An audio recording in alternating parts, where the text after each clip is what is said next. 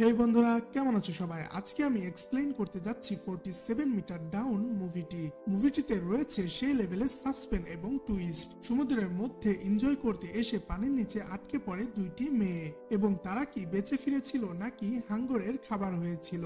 চলো সেটাই দেখে আসা যাক। তো হে বন্ধুরা, আমি Hussain and welcome to the অদ্ভুত গল্প। মুভির শুরুতে আমাদের দেখানো হয় যে দুজন মেয়ে মেক্সিকোর সমুদ্রে ঘুরতে এসেছে, যার মধ্যে একজনের নাম হচ্ছে লিসা আর অন্যজনের নাম কেট। তারা সম্পর্কে দুই বোন। এরপরে রাতের বেলায় কেট লিসাকে তার পাশে না পেয়ে খুঁজতে গিয়ে দেখে সে ঘরের বাইরে বসে কাঁদছে, কারণ তার বয়ফ্রেন্ডের সাথে তার ব্রেকআপ হয়েছে। কারণ তার প্রেমিক মনে করে লিসা খুবই বোরিং, কারণ লিসা একটু শান্ত স্বভাবের মেয়ে ছিল, তাই তার বয়ফ্রেন্ডের তাকে ভালো লাগতো না। এসব শোনার পরে কেট তার মন ভালো করার জন্য তাকে নিয়ে একটি নাইট ক্লাবে যায়, এবং সেখানে দুজন ছেলের সঙ্গে তাদের পরিচয় হয়, এবং খুব অল্প সময়ে তাদের মধ্যে খুব ভালো বন্ধুত্ব হয়ে ওঠে। এর পরের দিন গল্প করতে করতে লুইস এবং বেঞ্জামিন তাদেরকে বলে তারা প্রতি সপ্তাহে সমুদ্রের নিচে গিয়ে শার্ককে কাছ থেকে দেখে। এটা শুনে কেটও তাদের সাথে যেতে চায়, কিন্তু লিজা যেতে চায় না, কারণ সে সাঁতার জানে না, আর এই ভয়ঙ্কর সমুদ্রের মধ্যে পানির নিচে যাওয়াটাও একটা বিপদের কারণ হতে পারে। তবে কেট তাকে বোঝায়, তুমি যদি সমুদ্রের নিচে গিয়ে হিংস্র হাঙ্গরদের সঙ্গে ছবি তুলে আসতে পারো, তবে এটা প্রমাণিত হয়ে যাবে তুমি একদমই বোরিং না, তোমার মধ্যে সাহস আছে। এটা বলাতে লিসা রাজি হয়ে যায়, আর পরের দিন লুইসদের কথা মতো সমুদ্রের তীরে পৌঁছায় লিসারা। কিন্তু এখানে লিসা আবারও তার সাহস হারিয়ে ফেলে এবং ভয় পেতে শুরু করে, কিন্তু একটু পরেই সে স্বাভাবিক হয়, আর তাদের সাথে পরিচয় হয় তাদের ক্যাপ্টেন টাইলারের। টাইলার লিসা এবং কেটকে জিজ্ঞাসা করে, তোমরা কি স্কুবা ডাইভিং জানো? এখানে বলে রাখি, স্কুবা ডাইভিং হলো অক্সিজেন এবং প্রয়োজনীয় যন্ত্রাংশ নিয়ে জলের নিচে যাওয়াকে স্কুবা ডাইভিং বলা হয়। তারা বলে না, এর আগে কখনো তারা স্কুবা ডাইভিং করেনি। আর এরপরে তারা সমুদ্রের গভীরে থাকা একটি বড় বোটের কাছে পৌঁছায়, আর ওই বড় বোটটা তাদের নিয়ে যায় সমুদ্রের প্রায় মাঝামাঝি অংশে। আর তারা সেখানে পৌঁছে তারা এক বালতি রক্ত ও মৃত মাছ সমুদ্রের জলে ঢেলে দেয়, যাতে হাঙররা রক্ত এবং মাছের তীব্র গন্ধে সেখানে পৌঁছে যায় এবং তারা তাদেরকে কাছ থেকে দেখতে পারে। আর একটু পরে সেটাই হয়। কিছুক্ষণ পরে সেখানে অনেক হাঙ্গর চলে আসে, আর এইসব দৃশ্য দেখে লিসা ভয়ে অসুস্থ হয়ে পড়ে, আর সে কোনোভাবেই জলের নিচে যেতে রাজি হচ্ছিল না। তখন কেট তাকে স্বাভাবিক করার চেষ্টা করে এবং বোঝাতে থাকে যে কিছুই হবে না। আর এদিকে লুইস এবং বেঞ্জামিন রেডি হয়ে পিঠে অক্সিজেনের সিলিন্ডার নিয়ে প্রস্তুতি নেয় নিচে যাওয়ার জন্য, এবং তারা খুবই আনন্দের সাথে একটি লোহার তৈরি খাঁচার ভিতরে প্রবেশ করে, যেটা তাদেরকে জলের একদম নিচে নিয়ে যাবে, এবং তারা খুব কাছ থেকে শার্ক দেখতে পাবে।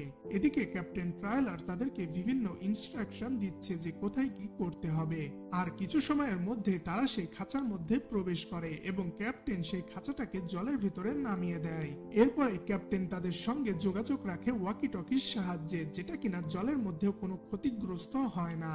এদিকে দেখা যায় লিজা এবং কেট জলের নিচে প্রবেশ করার জন্য রেডি হয়, এবং ক্যাপ্টেন তাদেরকে কিছু জরুরি বিষয় জানিয়ে দেয়, যেমন পানির নিচে যাওয়ার পর যখন অক্সিজেনের লেভেল 100-এ আসবে তখনই তাদের ক্যাপ্টেনকে জানাতে হবে, এবং অক্সিজেনের সংখ্যাটা যখন 50-এ নেমে আসবে তখন তাদেরকে জল থেকে উঠে আসতে হবে, কারণ 50-এ নেমে আসা মানে অক্সিজেন অনেকটাই শেষ হয়ে গেছে।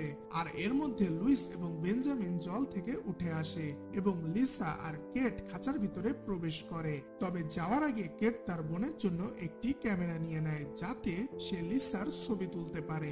এবার ক্যাপ্টেন তাদের দুজনকে একইভাবে খাঁচায় ঢুকিয়ে খাঁচাটা আস্তে আস্তে জলের গভীরে নামিয়ে দেয়, এবং তারা জলের ভিতরে দৃশ্য দেখতে শুরু করে। এখানে চারিদিকে শুধু নীল পরিষ্কার পানি ছিল, আর মাছ ঘুরে বেড়াচ্ছিল। এসব দেখে তারা খুবই খুশি হয়ে যায়, এবং তারা এটা এনজয় করতে থাকে। কিন্তু তারা তো আসলে জানেই না একটু পর তাদের সাথে কি ঘটতে চলেছে। আর এই সময় ক্যাপ্টেন তাদের ফোনের মাধ্যমে লিসা এবং কেটকে জিজ্ঞাসা করে, তোমরা কি ঠিক আছো? তখন তারা বলে, হ্যাঁ আমরা ঠিক আছি এবং এটা অসাধারণ হচ্ছে। আর এরপরে কেট লিসার একটি ছবি তোলে, কিন্তু এই সময় দুর্ভাগ্যবশত তাদের হাত ফসকে ক্যামেরাটা খাঁচার বাইরে চলে যায়, আর ঠিক তখনই একটা শার্ক সেখানে এসে উপস্থিত হয়ে ক্যামেরাটা খেয়ে ফেলে।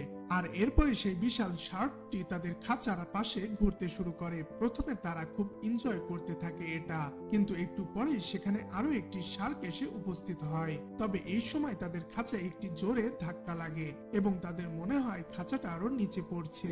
কিন্তু তখনই ক্যাপ্টেন উপর থেকে তাদেরকে জানায় খাঁচাটা ছাড়তে গিয়ে নাকি দড়িটা একটু পিছলে গিয়েছিল, তাই খাঁচাটা একটু বেশি গভীরে চলে গেছিল। কিন্তু এই ঘটনায় লিসা এতটা ভয় পায় যে সে উপরে যাবে বলে জেদ করতে থাকে। তাই ক্যাপ্টেন তার কথা মতো খাঁচাটাকে উপরে টানতে শুরু করে। কিন্তু এখানেই তাদের সাথে ঘটে সেই অঘটন। হঠাৎ করে তাদের খাঁচাটা বোটের কাছাকাছি এসেও খাঁচার দড়িটা আস্তে আস্তে স্লিপ করতে শুরু করে এবং দ্রুত গতিতে খাঁচাটা পানির নিচে আরো গভীরে যেতে শুরু করে। এবং খাঁচাটা এত দ্রুত পানির নিচে যাওয়ার ফলে এক সময় খাঁচার দড়িটা একটা সময় ছিঁড়ে যায় এবং বোটের সাথে সম্পূর্ণভাবে তাদের যোগাযোগ বিচ্ছিন্ন হয়ে খাঁচাটা একদম সম্পূর্ণ সমুদ্রের তলদেশে গিয়ে পড়ে যায়। আর এই ভয়ঙ্কর ঘটনার সম্মুখীন হয়ে আতঙ্কে দুই বোনই জ্ঞান হারিয়ে খাঁচার মধ্যে পড়ে থাকে। আর এর কিছুক্ষণ পরে দেখা যায় খাঁচা এতটা দ্রুত নিচে পড়ার কারণে লিসা সেখানে আহত হয়েছে।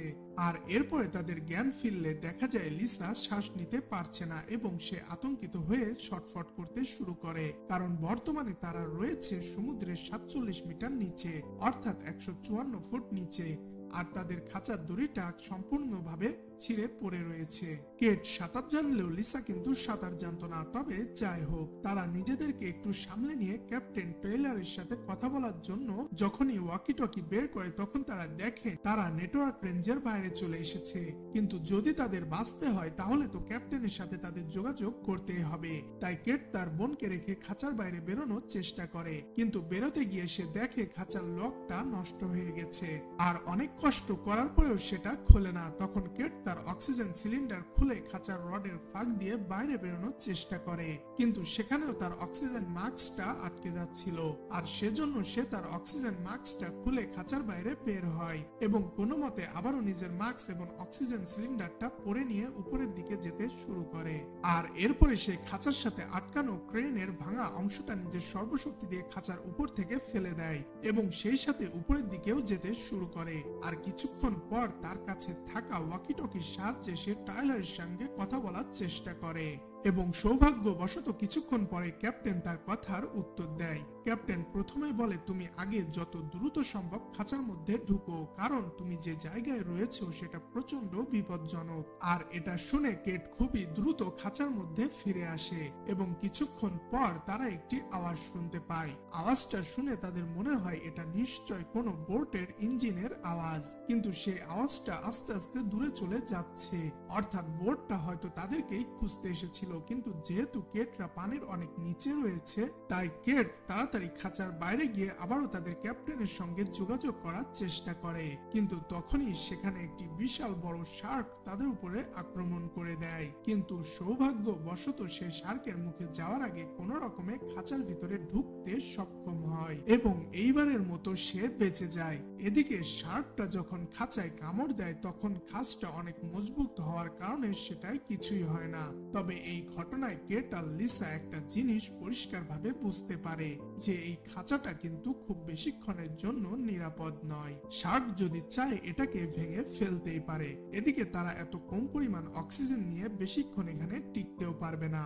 আবার যদি তারা সাঁতরে উপরে উঠতে চায় তাহলে সেটা করতে হবে অনেক ধীর গতিতে, কারণ ক্যাপ্টেন বলেছে যে যত দ্রুত গতিতে তারা উপরে উঠবে তত দ্রুত সেখানে সাউন্ড হবে এবং শার্করা আক্রমণ করার চান্স তত বেশি। আর এর সাথে অক্সিজেনও দ্রুত শেষ হয়ে যাবে। তাই 5 মিনিট পর পর থেমে থেমে ধীর গতিতে তাদের যেতে হবে। কিন্তু এমনটা করতে গেলে তো তারা খাঁচার থেকে বেরোনো মাত্রই শার্কের পেটে চলে যাবে। এখন তারা কি করবে কিছুই বুঝতে পারছিল না এবং তাদের দুজনের মধ্যে লিসার কাছে 80% এবং কেটের কাছে আছে মাত্র 30% অক্সিজেন। আর যখন তারা অসহায়ের মতো ভেঙেই পড়েছিল ঠিক তখনই তাদের খাঁচার থেকে কিছুটা দূরে একটি টর্চের আলো তারা দেখতে পায়। তারা ভাবে যে জেভিয়ার হয়তো তাদের বাঁচাতে এখানে এসেছে, কিন্তু টর্চের আলোটা একটি জায়গায় গিয়ে থেমে যায়। এদিকে কেটের অক্সিজেনও প্রায় শেষের পথে। তাই লিসা সাহস করে সেই খাঁচার বাইরে যাওয়ার সিদ্ধান্ত নেয় এবং যখন সে বাইরে বেরিয়ে কেটের শেখানো কথা মতো মাটি ঘেঁষে ঘেঁষে একটু একটু করে এগোতে থাকে তখনই তার সামনে একটি শার্ক চলে এলে সে কোনো রকম একটি পাথরে ঘেরা জায়গায় নিজেকে লুকিয়ে ফেলে এবং অনেক চেষ্টা করার পর লিসা সাহস করে সেই টর্চের কাছাকাছি চলে আসে, যে টর্চটা এতক্ষণ নড়ছিল না, এবং সে দেখে ওখানে কোনো মানুষই নেই। এবং এটা দেখার পর লিসা যখন ফেরত আসতে থাকে তখন সে দেখে সে পথ হারিয়ে ফেলেছে। সে বুঝতে পারছে না তাদের খাঁচাটা কোথায় রয়েছে, তাই লিসা খাঁচায় ফেরত যাওয়ার জন্য রাস্তা খুঁজতে শুরু করে। আর এমন সময় আবারও একটি শার্ক তার সামনে দিয়ে চলে যায়, আর এর সাথে সাথে সে পিছনে ঘুরে দেখে জেভিয়ারকে। জেভিয়ার লিসাকে খাঁচায় যাওয়ার কথা বলতে বলতে একটা শার্ক সেখানে এসে জেভিয়ারকে খেয়ে ফেলে। আর এটা দেখে লিসা পাগলের মতো খাঁচার দিকে যেতে শুরু করে, এবং এই সময় লিসা দেখে জেভিয়ারের মৃতদেহটা ভাসছে। সে কোনো মতে জেভিয়ারের কাছে থাকা স্পেয়ার গান এবং তার গায়ের লক করা দড়িটা নিয়ে চলে আসে, কারণ সেটা বোটের সাথে সংযুক্ত ছিল।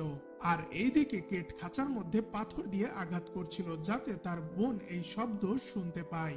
আর ঠিক এমনটাই হয়, লিসা সেই শব্দ অনুসরণ করে শেষ পর্যন্ত খাঁচার কাছে চলে আসে, আর খাঁচার উপরে যে তার হাতে থাকা দড়িটা খাঁচার সাথে আটকে দেয়, এবং সে টাইলারের সঙ্গে কথা বলার জন্য আবারও উপরের দিকে যেতে থাকে। এরপরে ক্যাপ্টেন টাইলার লিসাকে বলে সে খাঁচায় গেলেই দ্রুত তারা খাঁচাটাকে উপরে তুলতে শুরু করবে, এবং টাইলারের কথা মতো লিসা যখন খাঁচায় ফিরে আসে তখন টাইলার তাদের কথা মতো খাঁচাটা উপরে তুলতে শুরু করে। আর যখন তাদের খাঁচাটা একটু একটু করে উপরে উঠছিল তখন তাদের দুই বোনের আনন্দের সীমা ছিল না, কিন্তু তাদের এই আনন্দ বেশিক্ষণ টেকে না, কেননা খাঁচাটা 28 মিটার উচ্চতা অবধি পৌঁছানোর সাথে সাথে দড়িটা আবারও ছিঁড়ে যায় এবং তারা আবারও পড়ে যায় সেই 47 মিটার নিচে, এবং আবারও পড়ার কারণে এবার লিসার পা খাঁচাটার মধ্যে আটকে যায় এবং কেট অনেক চেষ্টা করেও সেটা বের করতে পারে না। এদিকে তাদের অক্সিজেনও খুব দ্রুত শেষ হয়ে যাচ্ছিল, আর মাত্র 5% অক্সিজেনই বেঁচে ছিল। কেট আবারও কোন রকমের জলের উপরে গিয়ে ক্যাপ্টেনের সঙ্গে কথা বলে, আর ক্যাপ্টেন বলে আমি তোমাদের জন্য অক্সিজেনের নতুন সিলিন্ডার পাঠাচ্ছি, তবে অক্সিজেন সিলিন্ডারটা চেঞ্জ করা খুবই ঝুঁকিপূর্ণ, কারণ অক্সিজেনের মাস্ক খোলার সাথে সাথেই কিন্তু নাইট্রোজেন গ্যাস তোমাদের শরীরে প্রবেশ করবে, এবং যার ফলে মানুষ বিভিন্ন রকম ভুলভাল দৃশ্য দেখতে শুরু করে, মানে কাল্পনিক দৃশ্য আর কি। তাই তোমাদের দুজনকে খুবই সাবধান থাকতে হবে। এছাড়াও ট্রাইলার বলে যে আমি একটা উদ্ধারকারী দলকে খবর দিয়েছি যারা জলের নিচে গিয়ে তোমাদেরকে উদ্ধার করে নিয়ে আসবে, এবং ওদের আসতে হয়তো 1 ঘন্টা সময় লাগবে। এরপরে লিসাদের কাছে অক্সিজেনের সিলিন্ডার এসে পৌঁছায় এবং সাথে পৌঁছায় ফ্লেয়ার্স। ফ্লেয়ার্স হলো একটি লিকুইড যা আগুনের মতো উজ্জ্বল, এবং এটা সাধারণত রেস্কিউ মিশনে ব্যবহার করা হয়। ইতিমধ্যে দেখা যায় কেটের আশেপাশে বিশাল শার্করা ঘোরাফেরা করছে। প্রথমে কেট মাটির কাছে লুকিয়ে থাকলে শার্করা তাকে দেখতে পায় না, কিন্তু যখনই কেট খাঁচায় ফিরতে যায় তখনই একটা বিশাল শার্ক এসে তার উপরে হামলা করে দেয়, আর এই দৃশ্য দেখে লিসা ভয়ে কাঁদতে শুরু করে। আর লিসার কাছে অক্সিজেন রয়েছে মাত্র 4%, আর কিছুক্ষণের মধ্যেই হয়তো সেও মারা যাবে। তাই লিসা সিদ্ধান্ত নেয় যেভাবে হোক অক্সিজেনের সিলিন্ডার তাকে নিয়ে আসতে হবে, কিন্তু তার পা তো আটকে রয়েছে খাঁচায়। সে হাত বাড়িয়ে তার থেকে একটু দূরে থাকা স্পেয়ার গানটা টানতে যায়, এবং এটা করতে গিয়ে তার হাতটি কেটে রক্ত পানিতে মিশতে শুরু করে, এবং যার ফলে শার্করা লিসার কেজের দিকে আকৃষ্ট হয়।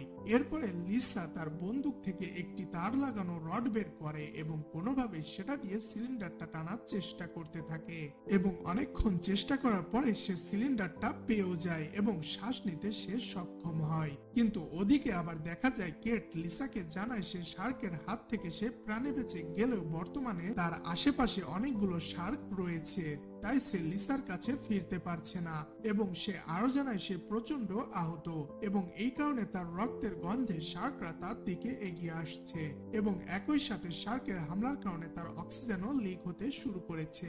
লিসা নিজের বিসিডির জ্যাকেটটা খাঁচার নিচে রেখে সেটাকে ফুলিয়ে খাঁচাটাকে উপরে তোলার চেষ্টা করে যাতে খাঁচার মধ্যে থেকে তার পাটা বের করতে পারে, আর এরপর সে টর্চ হাতে নিজের বোনকে খুঁজতে খাঁচার বাইরে চলে যায়। আর কিছু দূর যাওয়ার পর সে কেটকে ভীত এবং আহত অবস্থায় খুঁজে পায়। আর এরপরে শার্কদেরকে দূরে রাখার জন্য ফ্ল্যাশ লাইট জ্বালিয়ে লিসা নিজের বোনকে শক্ত করে ধরে উপরে উঠতে শুরু করে।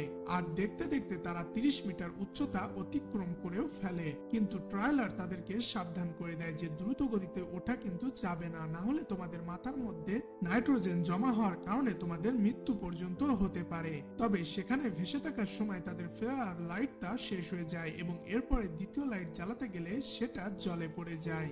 আর তৃতীয় লাইটটা যখন তারা জ্বালায় তখন দেখে তাদের সামনে দুটো বিশাল শার্ক চলে এসেছে। কিন্তু তারা কোনোভাবে যত দ্রুত সম্ভব উপরের দিকে উঠতে শুরু করে এবং কোনো মতে লিসা এবং তার আহত বোন কেটকে সাথে নিয়ে জলের উপরে উঠে আসে এবং কিছুটা দূরে থাকা ক্যাপ্টেন টেইলর বোট থেকে তাদের দেখতে পেয়ে তাদের কাছে আসতে থাকে এবং তারা আহত থাকার কারণে তাদের শরীর থেকে যে রক্ত পানির মধ্যে পড়ছিল সেটার গন্ধে একটা শার্ক তাদের উপরে আবারও হামলা করে দেয়। আর শার্কটা কেট ও লিসাকে কামড়ে দেয়, কিন্তু তারা দুজন কোন রকমের টেইলরের সাহায্যে বোটের মধ্যে উঠে আসে। কিন্তু লিসা এখানে কেমন যেন অস্বাভাবিক আচরণ করতে শুরু করে, যেন সে একটি ঘোরের মধ্যে রয়েছে। আর এর কিছুক্ষণ পর যা দেখা যায় তাতে আমাদের মাথা ঘুরে যায়, কারণ এতক্ষণ ধরে আমরা যা দেখছিলাম তা আসলে সবটাই ছিল লিসার কল্পনা। আসলে নতুন অক্সিজেন সিলিন্ডার লাগানোর পর তার মস্তিষ্কে নাইট্রোজেন গ্যাসের প্রবেশ করায় সে হ্যালুসিনেট করছিল, যে বিষয়টা ট্রাইলার আগেই বলেছিল। তো যাই হোক, লিসার বোনের বেঁচে থাকা এবং তাদের দুজনের উপরে শার্কের হামলা এবং তাদের বোটের মধ্যে ফিরে আসা, এই সব কিছুই ছিল লিসার কল্পনা। বাস্তবে লিসা এখনো সে খাঁচার মধ্যে বসে পাগলের মতো কখনো হাসছে বা কখনো কাঁদছে। আর এইদিকে মাইক্রোফোনে টেইলর চিৎকার করেই যাচ্ছে লিসার ঘোর কাটানোর জন্য, কিন্তু লিসা স্বাভাবিকই হচ্ছিল না। আর এরপরে অবশেষে রেস্কিউ টিম সেখানে আসে এবং লিসাকে খাঁচা থেকে বের করে এবং লিসা সেখানে বেঁচে যায়। আর এরই সাথে এই মুভিটা এখানেই সমাপ্তি হয়। তো বন্ধুরা, কেমন লাগলো আজকের ভিডিও? আশা করি তোমাদের ভালোই লেগেছে। যদি ভিডিওটা ভালো লেগে থাকে তাহলে অবশ্যই চ্যানেলটাকে সাবস্ক্রাইব করতে ভুলবে না।